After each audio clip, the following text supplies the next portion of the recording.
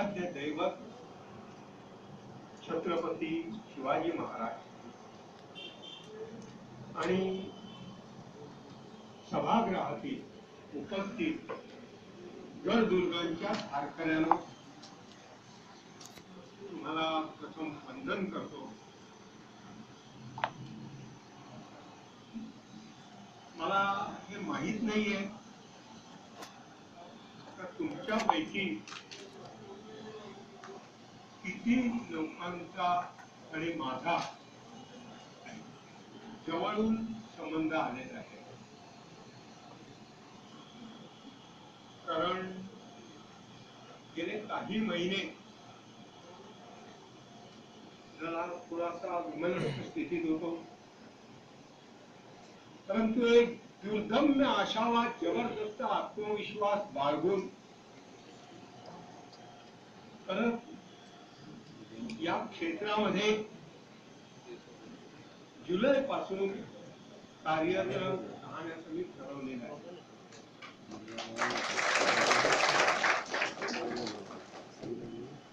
मी काही माझी व्यथा तुम्हाला सांगत नाहीये, परंतु आज माझं हे भाग्य आहे का मी ज्या भागात लहानाचा मोठा झालो आणि हे व्रत घेतलं त्या परिसरामध्ये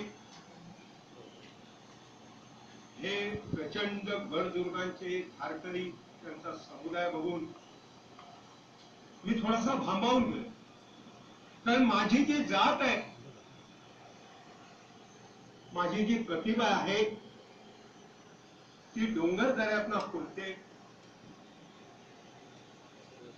व्यासाने निर्माण केलेल्या या व्यासपीठावरून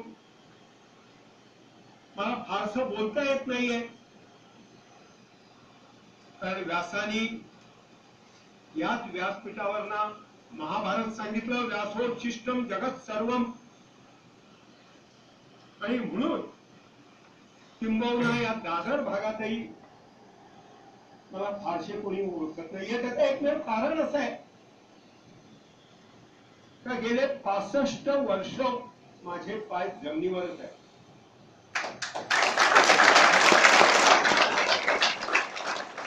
आजवर महाराष्ट्रातले किल्ले, महाराष्ट्राच्या बाहेर मी फारसा जाऊ शकलो नाही. कारण काही असेल, तुम्ही जवळ आलात का मग तुम्हाला अंतःकरणातली ती व्यथा सांगेल.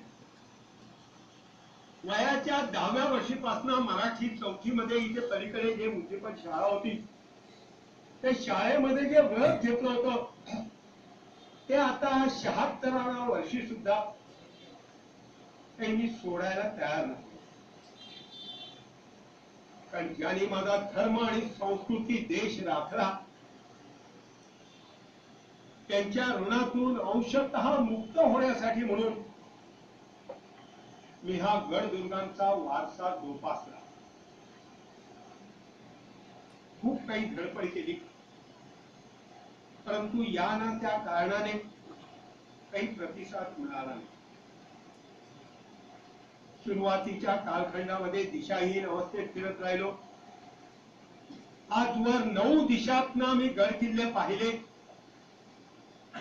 फक्त आकाशातून वरून पाहण्याचं भाग्य मला काही लाभलेलं नाही आणि मला त्याची खंत नाहीये.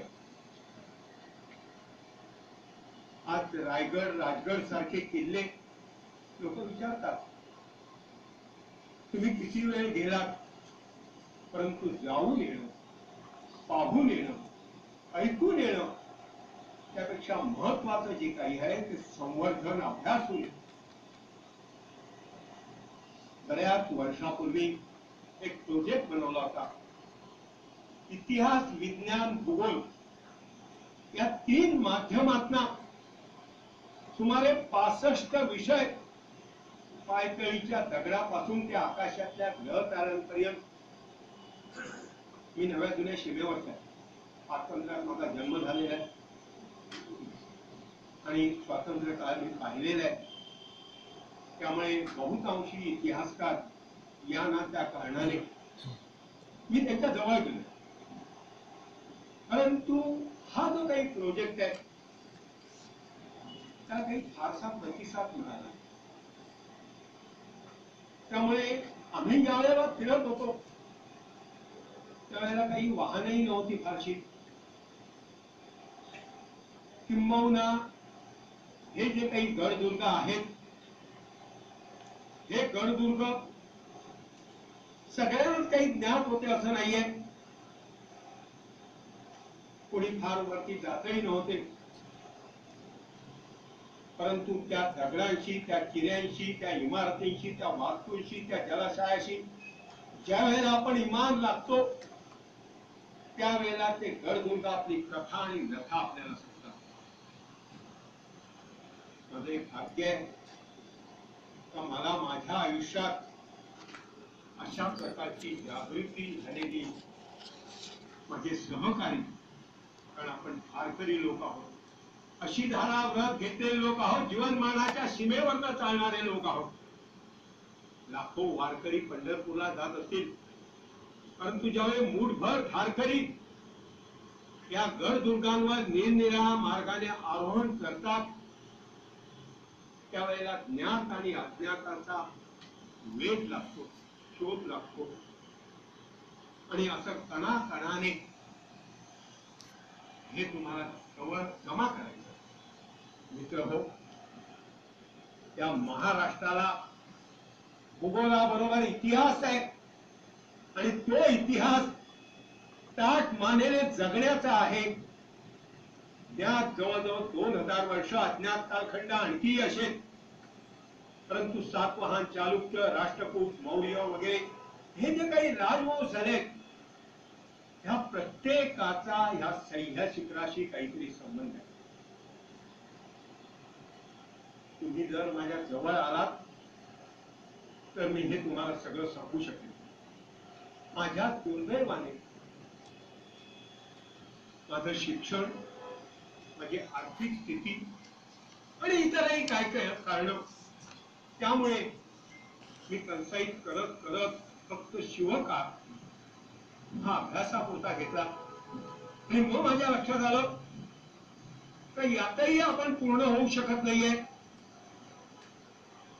गेले 65 वर्ष लाखो लोकांशी माझा या ना त्या कारणाने संबंध आहे, परंतु फारशी जवळ काही साधली गेली नाही. तर कारण मला माहित नाहीये. कदाचित मतभेद जे आहेत, ज्या वेळेला इतिहास चार भिंतीच्या आतमधला बोलत नाही त्यावेळेला भूगोल बोलायला लागतो, नीट लक्षात घ्या. आणि ज्या वेळेला भूगोलही बोलत नाही त्यावेळेला विज्ञान बोलायला लागतं आणि त्या विज्ञानाचे आज तुम्ही विद्यार्थी आहात. कारण आमच्या काळामध्ये ज्या कादंबऱ्या होत्या मग त्याच्यामध्ये निरनिराळ्या प्रकारचं लिखाण होतं आणि लोकांना तोच इतिहास वाटत होता. काही लोक नंतर गडांवर जायला लागले आणि त्या कादंबऱ्यांशी ते गड जोडायला लागले. परंतु ज्या वेळेला आपण स्वतंत्र विचार करतो त्यावेळेला आपल्या लक्षात येतं खरे पूर्वजांची थोडीफार चूक झाली. माझं असं म्हणणं नाहीये तर मी जे काही लिहिलंय, मी जे काही बोललोय किंवा मी जे काही दाखवलंय ते अगदी प्रमाणबद्ध असेल, परंतु आज इतके लोक एकत्र येऊन ज्या वेळेला कुठे काहीतरी चर्चा करतात, आपल्यामध्ये निनाळ्या जाती आहेत. माझे परम मित्र आता जे बोलले ते ऍडव्हेंचर्स मध्ये मला सगळ्या यांची माहिती नाहीये, कारण मी आडवाटेने सहसा किल्ले चढलेलो नाहीये किंवा कोणत्याही साधनांचा मी आयुष्यामध्ये वापर केलेला नाहीये. त्यामुळे माझ्या बरोबर जे काही माझे सहकारी होते त्यांनी अगदी हिमालयालाही गवसणी घातलेली आहे. काहीतरी हिंदुस्थानाचे निरनिराळे जे काही ट्रेकिंगचं फील्ड आहे तेही आत्मसात केलेलं आहे. पण मी मात्र सह्याद्रीच्या दऱ्याखोऱ्यातच राहिलो. मगाशी मी म्हटल्याप्रमाणे महाराष्ट्राला फक्त इतिहास आहे. हो, कोणी म्हणत असेल तर राजस्थानलाही इतिहास आहे, परंतु आपल्या मुली आपल्या बहिणी हा परक्यांना दिल्याचा तो इतिहास आहे. इथे कसं जगावं हे छत्रपती शिवाजीराजांनी आम्हाला शिकवलंय, कसं मरावं हे संभाजीराजांनी आम्हाला शिकवलंय, कसं लढावं. इसवी सन 1682 मध्ये उत्तरेतनं आलेलं हिरवं वादळ जवळजवळ 28 वर्ष ज्यांनी महाराष्ट्रामध्ये लढत ठेवलं त्यांचे पूर्वजात समोर बसलेले आहेत. हीच ती मनगट आहे का ज्यांनी तलवारी केलेली आहे. परंतु दुर्दैवाने आत्मकेंद्रित होऊन तुम्ही स्वतःपासून ती सुरुवात करा. तुम्ही स्वतःच्या घराण्यापासून, तुम्ही स्वतःच्या दैवतांपासून, तुम्ही स्वतःच्या गावांपासून, तुम्ही स्वतःच्या आप्तांपासून ही सांगड जर घातली तर आज चंद्रावर मंगळावर पाऊल ठेवणारे आपण 1,500-3,000 वर्षाचा इतिहास शोधणं हे काही फारसं कठीण नाही. परंतु आज तुम्ही इतके संघटित झालेले आहात ही खरंच भाग्याची गोष्ट आहे. आता मी मगाशी म्हटल्याप्रमाणे तुमचं जे यंत्रयुग आहे ते नाही माझ्या नशिबात. साधं मॅग्निफाईंग ग्लास, दुर्बीण, कॅमेरा तर सोडा, हे मी घेऊ शकलो नव्हतो. तर सुरुवातीच्या वेळेला जे अंधारात चाकपडत होतो त्यावेळेला प्रथित यशानं भेटलो. परंतु अशा प्रकारचा जो मगाशी मी तुम्हाला सांगितलं तो प्रोजेक्ट मला अजूनही काही तुमची फारशी ओळख नाहीये. कारण आता घरी ते दुर्गवीरचे काही कोणाला आपल्याला जायचंय आणि म्हटलं पण काय मला काहीच मला कल्पना नाहीये. तर तो प्रोजेक्ट मी तुमच्या हातात. मित्र, आकाशातून जी उल्का पडली ती आपल्यापैकी कुणालाच सापडली नाही ना. जिओलॉजिकल स्टडी जर असेल तुमचा तर आज ती उल्का हे तुमचं प्रेस्टीज वाढवेल. तुम्ही जर एखाद्या तुमच्या भागातल्या शाळेत ठेवली तर येऊन लोक ती पाहतील. काही गडदुर्गांना जी नावं दिलेली आहेत वनस्पतींची. आता एक मित्र, जुना मित्र, घरी गप्पा मारतच बसला होता. तो खांदेरी संबंधी काही चर्चा करायला आला होता आणि म्हटलं त्याला खांदेरी नावाचा वृक्ष आहे रे. मी नाहीये, वनस्पती तज्ञ नाहीये, पण तुम्हाला ते शोधायला पाहिजे. खांदेरी, रोईडा, तोरण, पण काही सह्य शिखरांना जी नावं आहेत का पुढे जी दुर्गांना मिळालेली आहेत त्या वनस्पतींचा तुम्ही अभ्यास केला पाहिजे. दैवतांचा तुम्ही अभ्यास केला पाहिजे. आज पर्जन्य काळी रायगडावर 1.5 मैल लांब 1 मैल दूर जेवढं काही पर्जन्य पडतं ते महाराजांनी जे साठवलं ते आजही लाखो लोकांना ते तलाव पुरून होतात. पायथ्याच्या ठिकाणी तुम्हाला टँकर्स मागवावे लागतात. एक 300-350 वर्षापूर्वी बांधलेला राजगड वाऱ्या वादळाशी झुंजत आजही शाश्वत स्वरूपात आहे. तुमच्यापैकी विद्वान लोक किंवा हल्ली माफ करा, खरंच तुमच्याकडे मी अज्ञानी आहे, पण मला कॉम्प्युटर वगैरे काहीच माहिती आहे, कॅमेऱ्याची माहिती नाही. आज जेव्हा मी ते फोटो बघतो कुठेतरी असं प्रदर्शन वगैरे भरलेलं असतं त्यावेळेला तर मला आश्चर्य वाटतं. परंतु आज तुम्ही जे यंत्रयुगात आहात ना ते तुमच्या हातून हे सगळं होणार आहे.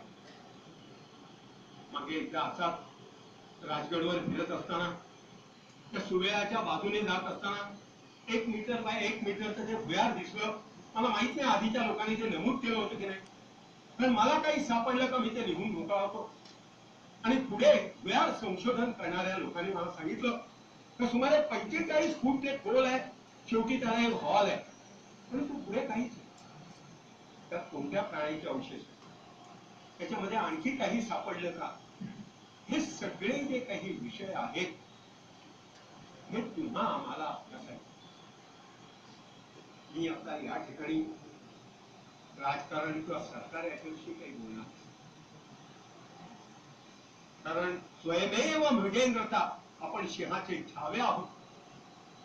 प्रत्येकाने जर मनात आणलं तर सा जीतो एव जीते याती लोकं वंशं समून तुमच्या वंशाचा उद्धार व्हावा हे लक्षात तुम्ही घ्या. आणि तुम्ही तुमच्या क्षेत्रामध्ये जे काही कराल ते जगाच्या पुढे येऊ द्या.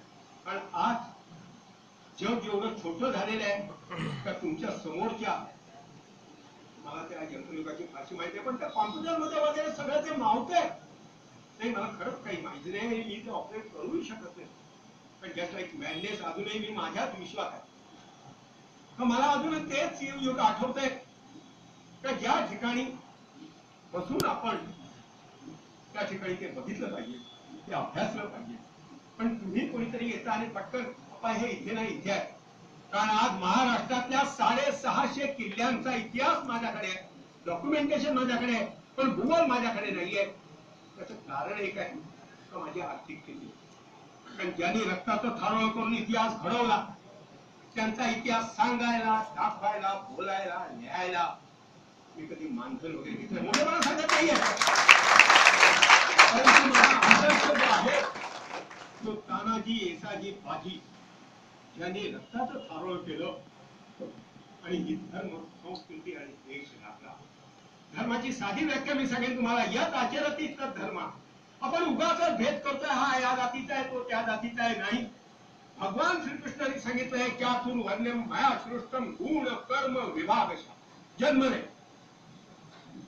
तर तुमच्या अंगात जे गुण आहे, तुम्ही जे कर्म करत आहात त्या माध्यमातून तुमचा धर्म. आणि धर्मात अति बलम.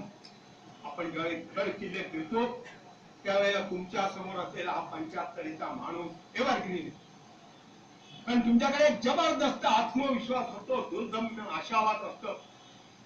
आणि म्हणूनही 4500 फुटाचा राजगड किंवा इतरही कोणते किल्ले हे आम्हाला काही फारसं असं म्हणत नाही का ज्याचा रोपे झाला पाहिजे. मागे एका वादाच्या वेळेला असं झालं होतं का त्या फार मोठ्या राजकारण्याने मला विचारलं, काय तुझं चाललंय, कशाला रायगडच्या रोपेला विरोध आहे. मी त्याला म्हटलं, बघा जर रोपे झाला तो मला बाजार नाही. कारण गड हे अस्मितेचं प्रतीक आहे आणि गड हे बाल्यावस्था आणि तारुण्यात बघायचे असतात, म्हातारपणात नाही. मग त्याने मला विचारलं म्हातारा लोकांनी काय करतं. म्हटलं म्हातारा लोकांनी म्हातारावाईपर्यंत गड बघायचे थांबले का.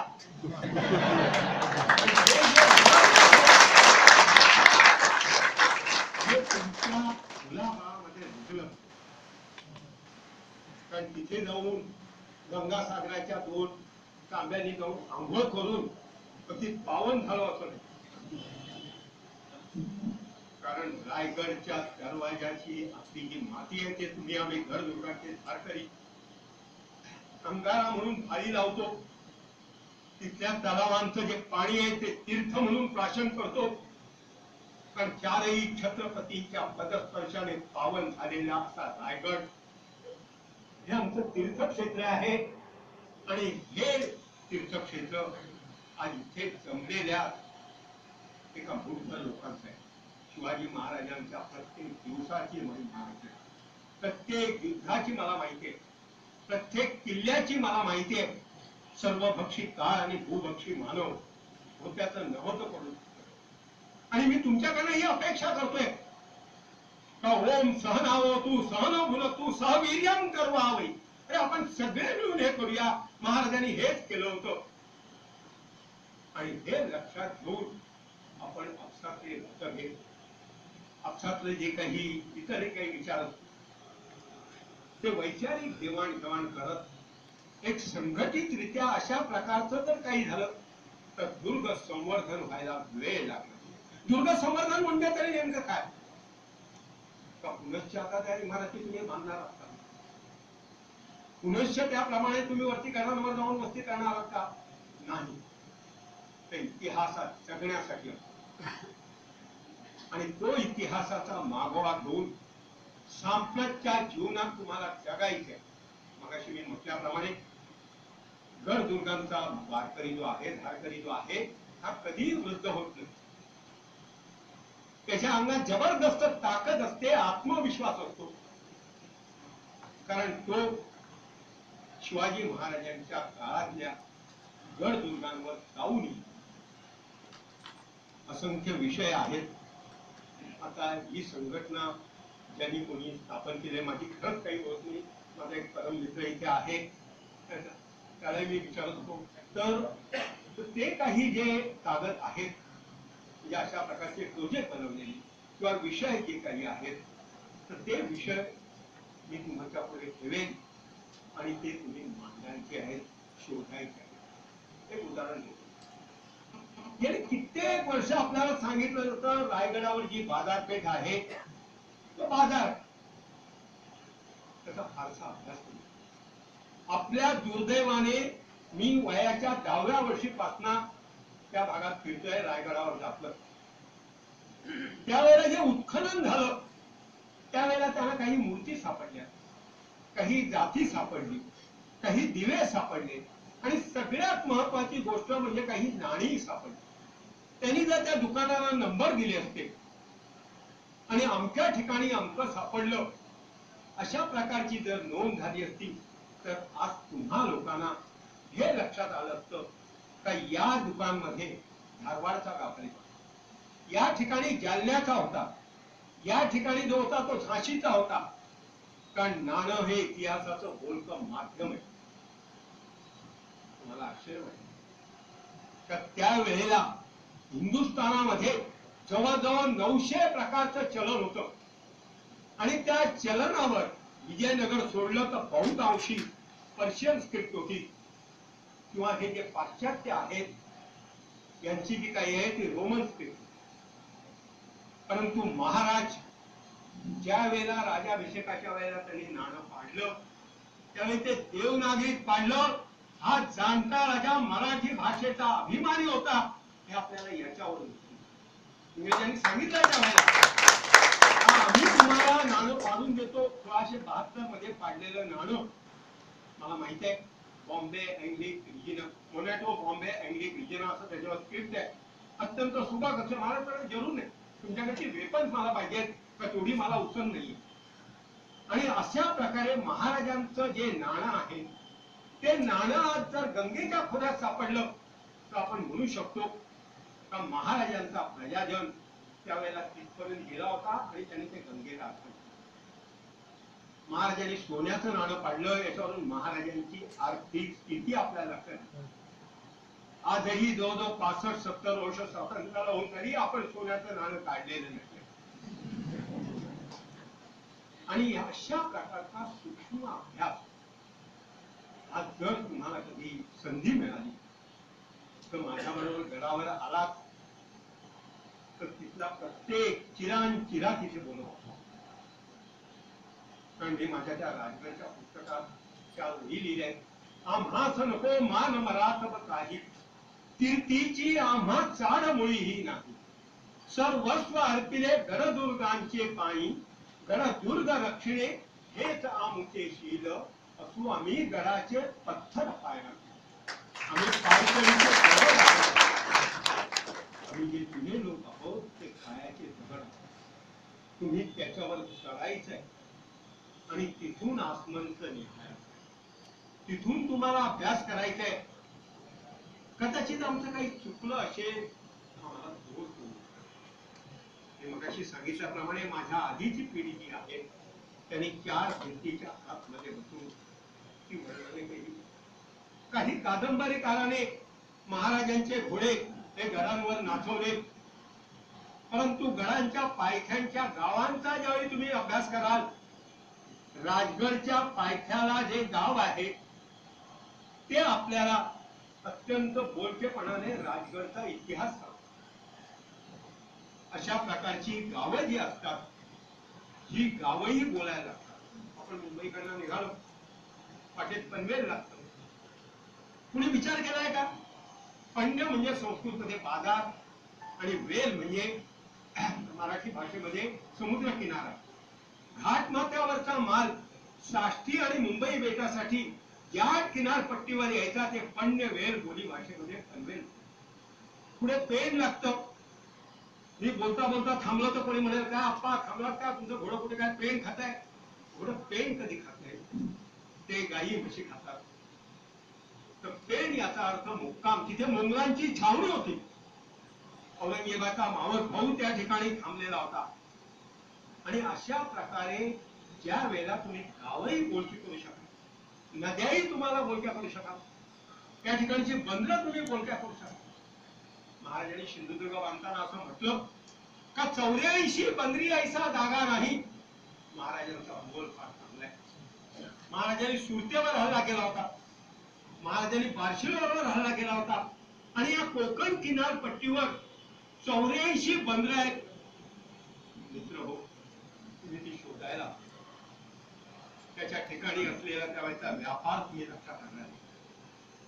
सगळीच काही नदीच्या मुखाशी नसणार आहेत, काही अंतर्गतच महाडसारखी असणार आहे. परंतु ह्या सगळ्याचा सूक्ष्म रीतीने कितीचा वेळ लागतोय. दिवसाचे 24 तास 8 तास तुम्ही पोटासाठी नोकरी करत आहात, 8 तास विश्रांतीसाठी असतील, 4 तास तुमच्या प्रपंचासाठी असतील. त्या उरलेल्या 4 तासापैकी काहीतरी वेळ दिला ऑल स्टुडंट.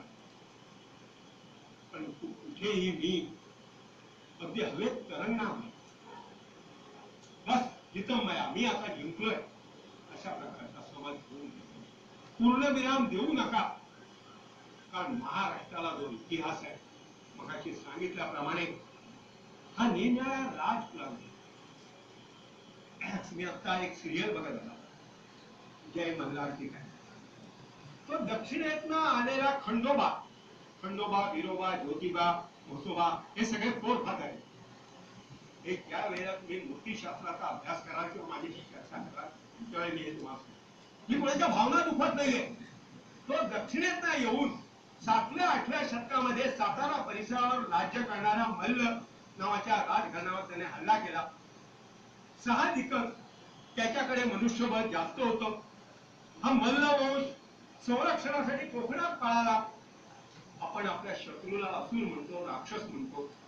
तत्वात या वंशाला मल्ल असुर अशी संज्ञा मिळाली. तो तानाजी मालुसरे. हा इतिहासाचा पुरावा आहे. जे शिलाहार होते ते शिलाहार, जे मौर्य होते तेच मोरे, जे कदंब होते तेच कदंब. तर ह्या राजवंशांनी हे किल्ले बांधले. आता मध्ये मी कोणाला दोष देत नाहीये. विजयदुर्गाच्या बाबतीत असं म्हटलं गेलं का विजय नाम संवत्सरात बांधला. तुम्हाला वेगवेगळे विषय सांगतो. अरे पण विजय नाम संवत्सर आलं कधी? कालगणनेच्या महाराष्ट्रामध्ये 2 पद्धती आहेत, एक आर्यभट्ट आणि वराहमी.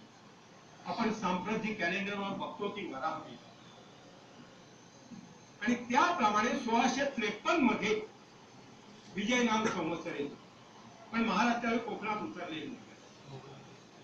31 डिसेंबर 1655 ला पहिले जावळीमध्ये उतरले. मग विजयदुर्ग कधी बांधला? त्याचं उत्तर त्या विजयदुर्गाच्या पुस्तकात. तो कोणी बांधला याच्यामध्येही फारसं मी असं म्हणत नाहीये. प्रत्येकाला जे मिळेल ते ताबडतोब असं आपण आता सगळे एका जाती जमातीच्या आहोत. आपण सगळे एक आहोत. मगाशी मी सांगितलं तसं आपल्यामध्ये जातींचा फरक नाहीये. आपली जात एकच आहे. गडदुर्गांचे झाड. जीवन मरणाच्या सीमेवरना अशी धारा व्रत घेतलेला, तरवारीच्या थारेवरून चालण्यासारखं व्रत घेतलेले आपण लोक आहोत. तर आपले विचार जे आहेत ते 10 लोकांना सांगा, त्याच्यावर चर्चा घडवा आणि मग एक शाश्वत स्वरूपामध्ये त्याच्यामध्ये शिलालेखांचा अभ्यास येतो. तुम्हाला कदाचित कोणी तुमच्यापैकी ब्राह्मणी शिकलं पाहिजे, खरोष्टी शिकलं पाहिजे, पर्शियन शिकलं पाहिजे. त्याच्यानंतर तुम्हाला जे ताम्रपट आहे ते वाचता आले पाहिजे. कारण हे किल्ले जवळजवळ 2000 वर्षांचा इतिहास. मला कळतंय त्याच्यावर निरनिराळ्या राजवटींचे हात फिरलेले. परंतु ज्या वेळेला तुम्ही सूक्ष्म अभ्यास कराल त्यावेळेला तुमच्या लक्षात येईल का गडावरची दैवत बोलायला लागतील. कारण कोणत्याही गडावर वैष्णव दैवत नाही. प्रभू राम, मी हे बोलतोय हे शिवकाळासमोर बोलतोय. प्रभू रामचंद्र किंवा भगवान श्रीकृष्ण हे दैवत नाही, उग्र प्रकृतीची दैवत. आणि ही सगळी जी दैवत आहेत ही शौर्याचं प्रतीक. कारण त्यावेळी ती काळाची जरूर होती. त्या दैवतांचा, त्या दुय्यम दैवतांचा काकाई, लोकाई, सुनगाई, जुलाई वगैरे असंख्य आहे. त्यांचा तुम्ही अभ्यास केला पाहिजे. वरच्या गुहांचं ही मनुष्य निर्मित आहे का? ती तोफेच्या माऱ्याने निर्माण झाली आहे का? की जे पाणी वाहत आलं त्यांनी निर्माण झालेली आहे का, ती प्राण्यांनी निर्माण केली आहे का, त्या गुहेमध्ये काय होतं, त्याच्यामध्ये काही शिलालेख आहेत का, त्याच्यामध्ये काही मूर्ती आहेत का, काही अभ्यास. आणि असा तो प्रोजेक्ट जो होता तो त्यावेळेला माझ्या समकालीन लोकांनी माझ्याकडनं झिडकारून लावला.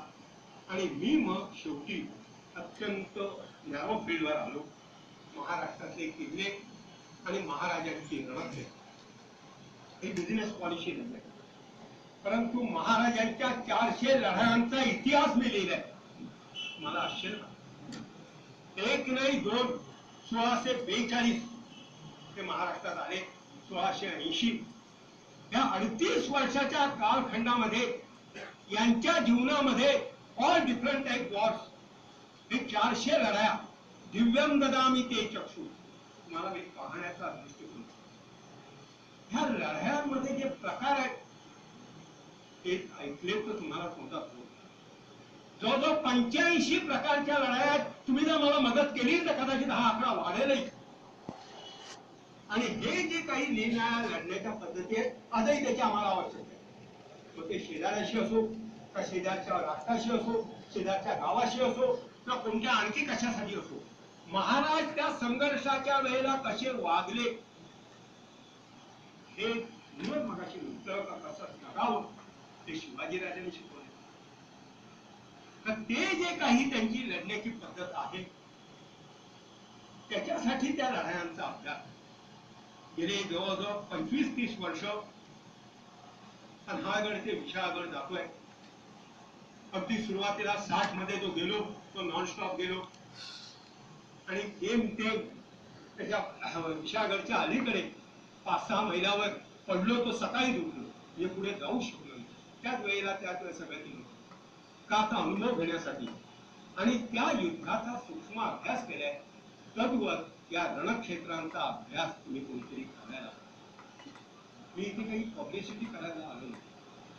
मी तुम्हाला असं म्हणत नाहीये तर तुम्ही अशा प्रकारची पुस्तकं, तुम्ही पुस्तकं खूपच वाचताय, तुमच्या संग्रहातही आहे, परंतु तुम्हाला काय करायचंय हे मी तुम्हाला. ही जी रणक्षेत्र आहेत ही सर्वभक्षी काळाने आणि भूभक्षी मानवाने होत्याची नोंद करून टाकली. परंतु तुम्हाला तिथे जायला पाहिजे, कारण त्या 10 दिशा अजून तिथे आहेत.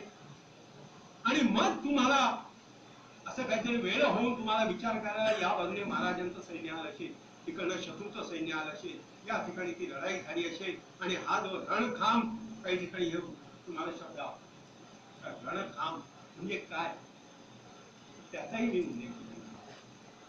ते मी सांगतो इतक्यासाठी का हा एक 650 किल्ले आणि महाराजांच्या समकालीन 15,000 लोकांची चरित्र मला द्या. त्याच्यामध्ये त्यांचे लिगल ऍडवायझर, त्यांचे सेनापती, त्यांचे आरमारी अधिकारी, परंतु ते काही कार्य माझ्या हातून पूर्ण झालं. त्याचं कारण एक आहे का त्याच्यासाठी जी तुम्ही बोलते करण्याचा मी प्रयत्न केला. निरनिळ्या घराण्यांना, निरनिळ्या समाजाला, निरनिळ्या जातीला गेले जवळजवळ 65 वर्ष माझ्या घरातही बोलवतोय, त्यांनाही मी सांगतोय. काही विद्यार्थी तयार झाले, परंतु कळत नकळत त्यांचे पाय जमिनीपासून सुटत गेले आणि मी त्यांना दुरावत केली. ही माझी खंत आहे का गेले कित्येक वर्ष माझ्यावर फिरणारे खूप प्रतीचे असे आहेत, खूप मोठे झाले, मला त्याचं काही दुःख नाही. मी आहे तसा सामान्य आहे आणि मी सामान्यात राहणार आहे. परंतु अशा प्रकारचं जर आपण सगळ्यांनी एकत्र केलं, आज संधी मिळाली म्हणून बोलतोय, आणि मला अगदी माहिती नव्हतं काही इथे अशा प्रकारचं काही नाही. मी म्हटलं काहीतरी चर्चा, काही प्रश्नोत्तर वगैरे असतील, तर हे सगळं सांगतोय त्याचा नीट अभ्यास करा, संग्रह वृत्ती ठेवा. मगाशी मी सांगितल्याप्रमाणे कुणीतरी नाण्यांचा अभ्यास करा. शिवाजी महाराजांनी सोन्याचं नाणं पाडलं, तांब्याचं पाडलं, पण चांदीचं का नाही पाडलं ही त्याचा. शिवाजी महाराजांना भवानी तलवार नेमकी कोणी दिली, ती कुठे बनवली होती, ती कुठे आहे, नाही दिली. मी इतिहासातच बोलतोय का मी ऍडव्हेंचर्स मध्ये नाहीये.